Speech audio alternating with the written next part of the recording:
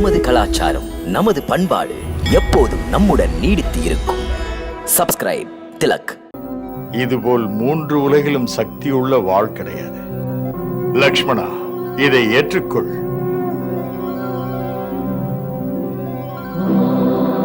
அரக்கர்களை அழிப்பதற்கு ஏற்ற ஆயுதங்கள் இது.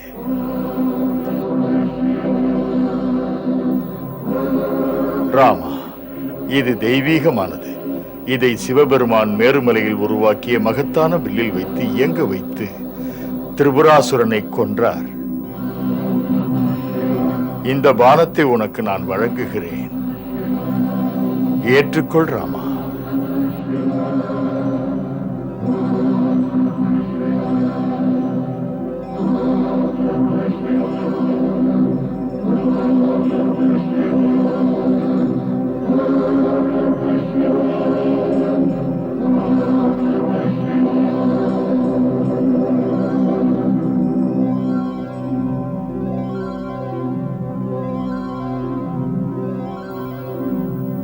இந்த திவ்ய அஸ்திரங்களின் அற்புத சக்திகள் ராமானின் ஆணை கடங்கியது. உனக்கு பணிந்து நடக்க. பிரபு, தமது வாக்கும் மனமும் தெய்வ சத்தியங்கள். ராமா, எப்போதும் வெற்றி பெறுவாய் நீ. வருங்காலத்தில் விண்ணும் மண்ணும் உன்னை போற்றி கீதங்கள் இசைக்கும்.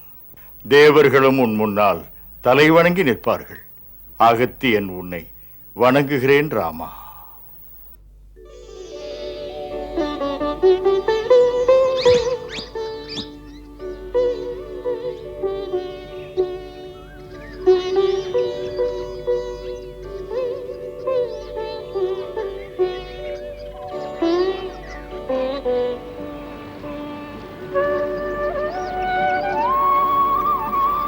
அண்ணா, சலசலவென்று தண்ணீர் ஓடும் ஓசை.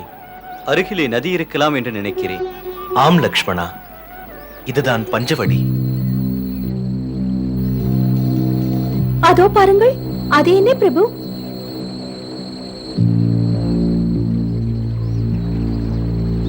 மிகப்பெரிய கழுகு.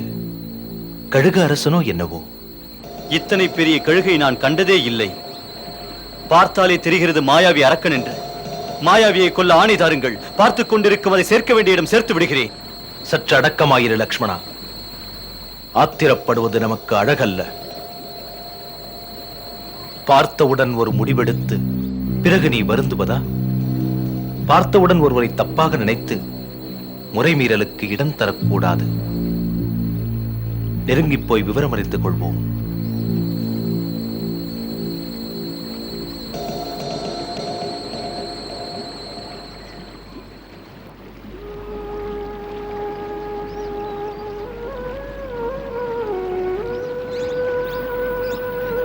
பெரும் பறவையே, பறவையானாலும் தங்களை நாங்கள் அறிமுகப்படுத்திக் கொள்ள வந்தோம். தாம் யார்? தம்மை பெற்றெடுத்த பெருமைக்குரியவர் யார்? அது பற்றி அறிய விழைகிறேன். பாசமிக்க நேசம் வளர்க்க. மன்னர் இக்ஷ்வாகு வம்ச தசரத மைந்தன் ராமன் என் மனைவி, என் தம்பியுடன் தம்மை வணங்குகிறேன்.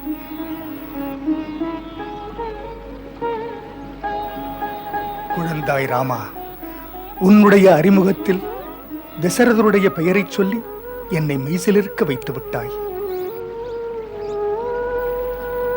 வலிமை மிக்க மாமன்னர் தசரதருடன் எனக்குள்ள நட்பு சம்பராசுர போரில் நான் உதவிய போது தொடங்கியது. அந்த மாவீரர் சம்பராசுரனை வதம் செய்தார். நான் செய்த பணிக்காக என்னை அவர் பாராட்டினார். ஜடாயு, நீ உயிர் நான் உடல் என்றார். நீ அவருடைய மைந்தனா? அப்படி என்றால் எனக்கும் நீ மைந்தன். ரகுநந்தனா, மகரிஷி கஸ்யபருக்கு 2 மைந்தர்கள் இருந்தார்கள். அருணன், கருடன். கருடன் விஷ்ணுவின் சேவைக்கு சென்றார். அருணன் சூரிய தேவனுக்கு தேரோட்டினார். நான் அந்த அருணனின் மைந்தன். நாங்கள் 2 சோதரர்கள். என் அண்ணன் பெயர் சம்பாதி. என் மீது அன்புமிக்கவர். என் பெயர் ஜடாயு. ராமா, இந்த பஞ்சவடியில் ஒரு குடில் அமைத்துக்கொள். நான் உங்கள் அருகாமையில் இருந்து கண்ணும் கருத்துமாய் பார்த்துக் கொள்ளுகிறேன் ராமா. பக்ஷிராஜரே, நாங்கள் பாக்கியம் செய்தவர்கள். தாம் பேசியது அன்புமிக்க என் தந்தை பேசுவது போல் இருந்தது. அன்புமிக்க உமது பேச்சுக்களை கேட்டு நல்ல நினைவுகள் பொங்கி எழுகிறது. லக்ஷ்மணா, இந்த பஞ்சவடியிலேயே ஒரு குடிலமைத்திடு. ஆம், நதியின் கரையிலேயே குடிலமைத்துக் கொள்ளுவது நல்லது.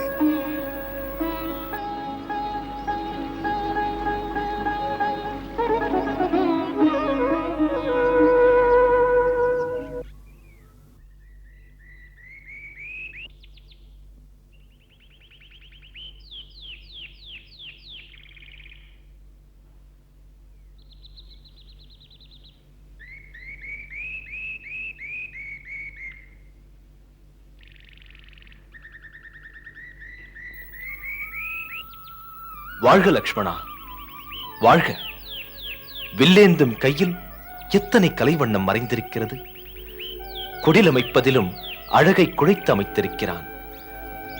அழகு மாளிகையிலும் உயர்ந்தது இந்த குடில். குடிலமைக்கும் கலையிலே லக்ஷ்மணன் ஒரு வித்தகன். இங்கே ஒரு விஸ்வகர்மாவை பார்க்கிறேன் நான். அப்படி புகழ்வதாய் இருந்தால் அந்த புகழுக்குரியது உங்கள் அன்பு அண்ணா. பக்கத்திலிருந்து ஊக்கப்படுத்திய அண்ணியும். ராமனுக்காக எதுவும் செய்வாய் லக்ஷ்மணா. இதை சொல்வதைத் தவிர என்னிடம் ஏதும் இல்லை.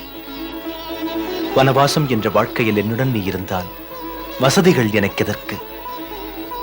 பாசத்தை காட்டுகிற இளையவன் என் தம்பி நீ இருந்தால் வாழ்க்கையெல்லாம் வனவாசம் இருக்கலாம். நீ என் தம்பியே அல்ல, ஆணையிடாது பிள்ளையைப் போல சேவை செய்கின்றவன். அப்பாவைப் போல பாதுகாக்கின்றவனும் நீதான். அண்ணா, பிறவி எடுத்தது காலமெல்லாம் உங்களுக்கு சேவை செய்வதற்காக மட்டுமே. மாதா, அன்னையின் பரிவும் பாசமும் தான் எனக்கு எல்லா பயிற்சியும் தருகிறது. கோபக்கார லக்ஷ்மணனுக்கு குடில் அமைக்க மட்டுமல்ல, இதை ஒரு தெய்வ ஆலயம் போல் உருவாக்கவும் நன்கு தெரிந்திருக்கிறதே.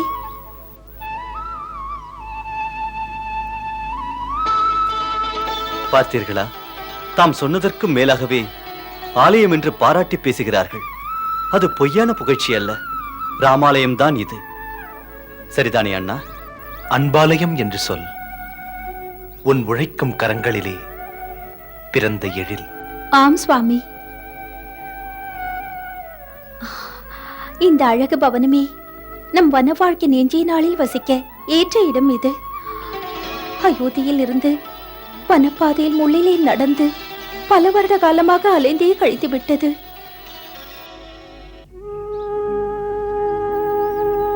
அயோத்தி.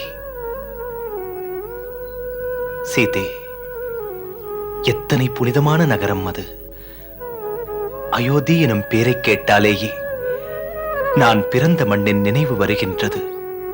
உடம்பெல்லாம் சிலிர்க்கின்றது. உள்ளத்தின் ஆழத்தில் இருந்த எண்ணங்கள் மாதா கோசலையை தேடுகிறது. சுவாமி, உங்களுக்கு அம்மாவின் ஞாபகம் வருகிறது. மாதா உங்களை எப்படித்தான் பொறுத்துக் கொள்கிறார்கள் அங்கே.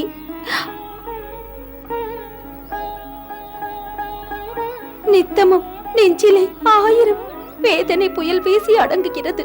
14 வருட வனவாசம் முடிவதற்குள்ளே அதையே நினைத்து கண்ணீர் சிந்தி அழுது புலம்பாமல் எப்படி அடக்கிக் கொள்வது? சீதே, தனிமையில் நான் அமர்ந்திருக்கும் போது மாதா கௌசல்யாவின் அழைப்பு மெதுவாக என் காதில் கேட்கிறது. எப்படி என்றால், சிறுவயதில் அழைப்பாளே என் தாய். ராமா, சீக்கிரம் வாடா மகனே, பசி என்பதே இல்லையா?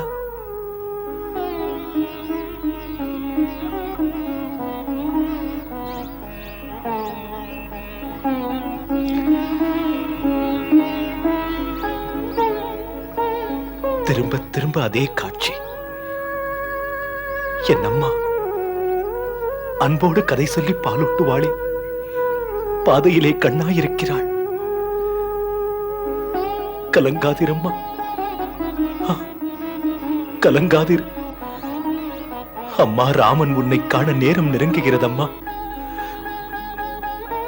பார்க்க வருகிறேன் அம்மா, பார்க்க வருகிறேன் அம்மா, பார்க்க வருகிறேன், பார்க்க வருகிறேன் அம்மா, பார்க்க வருகிறேன் அம்மா, பார்க்க வருகிறேன்.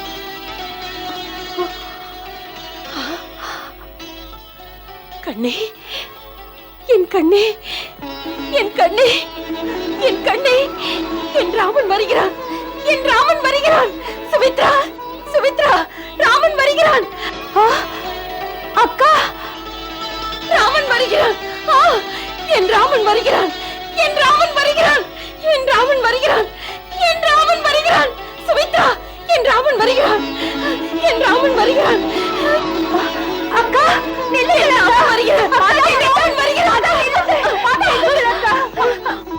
அக்கா, என்ன இது, என்ன இது?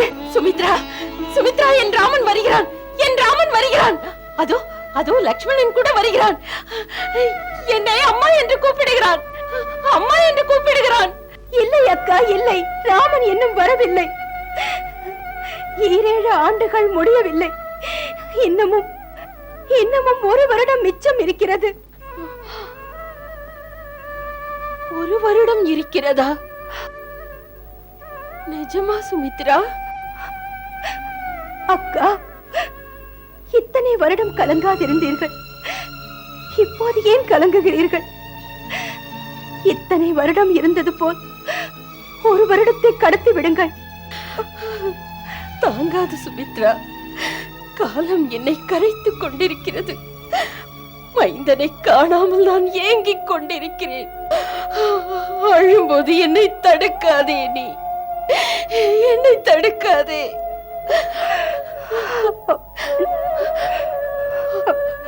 சுமித்ரா, என்ன அக்கா? நாளை நாளை என்று காத்திருந்து ஏமாந்து எங்கே என் ராமன்? இல்லை அக்கா, இல்லை. இந்த வருடம் காற்றாய் பறந்துவிடும், காற்றாய் பறந்துவிடும். மெய்தானா? ஆமாக்கா, பொய் பேசுவேனா? அழக்கூடாது, வாருங்கள். சரி. சுமித்ரா, என்ன அக்கா? எனக்கு ராமன் நினைவு. ஒரு நாள் என்னை காண வருவான் இல்லையா ராமன்? ஆமாக்கா, ராமன் காண ஓடி வருவான். உண்மை தவறாதவன் ராமன். நம்மை எல்லாம் நினைத்துக் கொண்டுதான் இருப்பான்.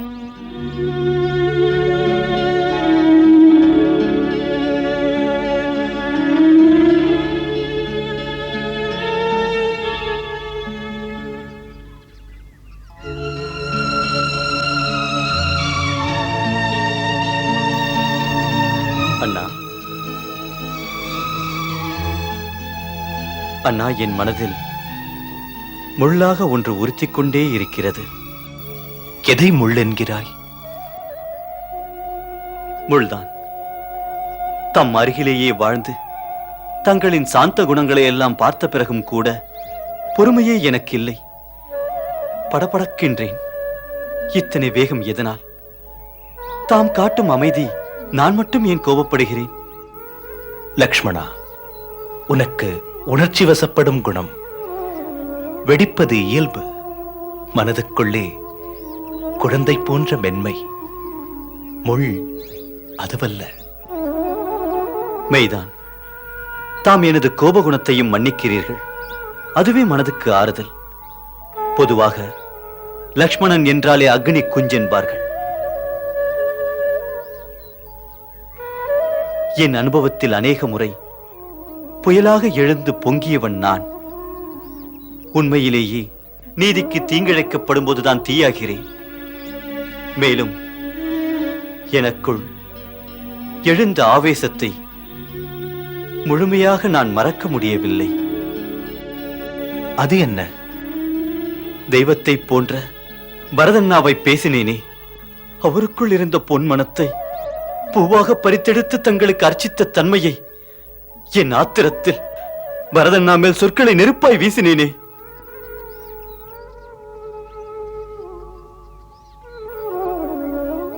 பேசலாம். பரதனுக்கு தம்பிதானே நீ?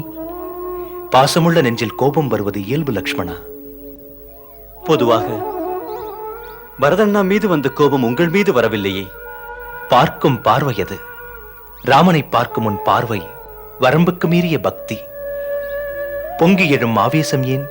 உண்மையிலேயே உன் மனமே பரதன் மேல் சந்தேக பார்வை கொண்டது. லக்ஷ்மணா, உண்மையிலேயே நீ உணர்ச்சி வசப்படுபவன். கூடாதா? உணர்ச்சி வசப்படுவது பாவமா அண்ணா? இல்லை, மனிதனுக்கு உணர்ச்சி என்பது உயிரைப் போன்றது. மனிதனுக்கு உணர்ச்சி இல்லை என்றால் அவன் காய்ந்த மரக்கட்டையைப் போலத்தான். பொங்கி எழும் உணர்ச்சியை ஞான அங்குசத்தால் அடக்கினால் மனிதன் உணர்ச்சி எனும் புலியின் பிடியிலிருந்து மீள்வான். மனது தம்மை போல் இல்லாதவன். அவன் புரிந்த பிழைக்கு பரிகாரம் என்ன? புரிந்த பிழைக்கு என்ன மருந்து? பிழை என்று நினைப்பது உன் பிழை உன்னையே உறுத்த தொடங்குமானால் அது ஒன்றே பரிகாரமாகிவிடும் உனக்கு. பிழைக்கு பரதண்ணா என்னை கோபிக்காமல் மன்னிப்பல்லவா அளித்து விட்டார். கோபம் எப்போது தேவைப்படுகிறது? தப்பு பண்ணினால் கோபம் வருகிறது. பரதனை இன்னும் நீ முழுமையாக புரிந்து கொள்ளவில்லை லக்ஷ்மணா. பக்குவமான பரதண்ணாவை போற்றுகிறேன். அவரை புரிந்து கொள்ள முடிந்தால் கடல் அலைகளை எண்ணிச் சொல்லலாம். கடலின் அலைகளை பிறகு எண்ணலாம். பசிக்காதனால் என்னாவது? உணவு சமைக்க உடனடி தேவை விறகு. அது வந்தால்தான் உணவு சமைக்கவும் முடியும். மறந்துவிட்டேன் அண்ணி. தாம் உள்ளே போவதற்குள் நான் விறகு கொண்டு வருகிறேன்.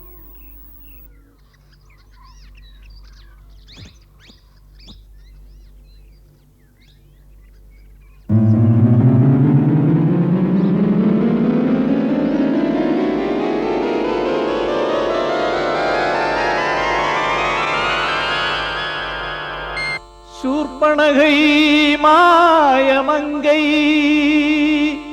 பார்த்தனளே ராமனை, காமதேவனின் மலரம்புகள் பாய்ந்ததே அவள் நெஞ்சிலே.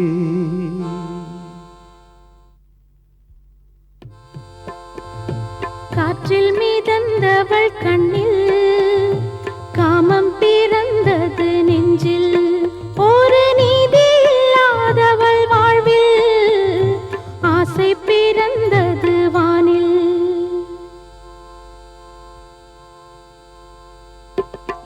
மேடை அமைந்தது தரையில் புது வேஷம் புனைந்த நல் நொடியில். புது வேஷம் புனைந்த நல் நொடியில் அவள் மேடை அமைந்தது தரையில்.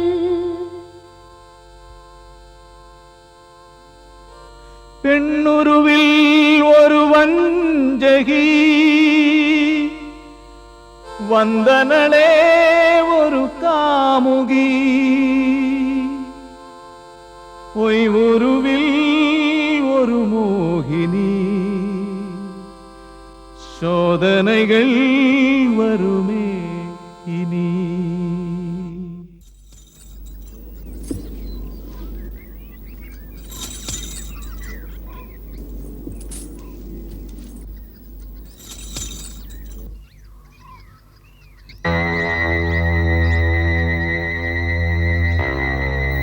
வணக்கம் தேவி.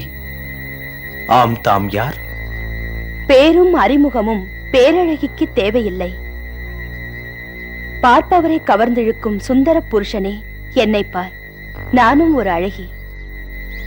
அலங்கார அழகியே, பெண்ணே, என்னிடத்தில் என்ன வேண்டும்? பெண் இதயம் உனக்கு தெரிந்திருக்கும். பேசும் கண்கள், உதடுகள், உணர்ச்சிகள் அடையாளம் காட்டும். ஏன் தெரியாதா? தென்றல் காற்று மெல்ல வீசுது. இனிமையான தனிமை இது. எனக்காக உன்னை படைத்தான், உனக்காக என்னை கொடுத்தான். சிறந்ததொரு குடும்பத்தில் பிறந்தேன் இந்த சிங்காரி. மண்ணின் மீதிலே மானிடர்களை அடக்க வந்த அரக்கர்குல ராஜகுமாரி சூர்பனகை. மற்றொரு பெயர் காமவல்லி. ராஜகுமாரி சொற்பனகை மங்களம் தருபவள் மாதா சீதை, மன்னவன் ராமனின் அன்பு போதை.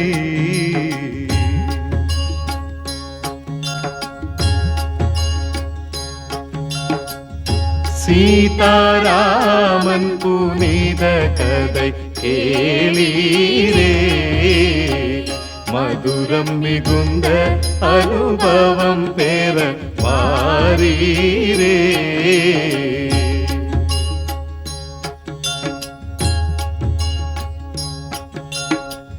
கருத்துகள் நிறைந்திடும் காவியம் காணீரே, கடமை பண்பின் உயர்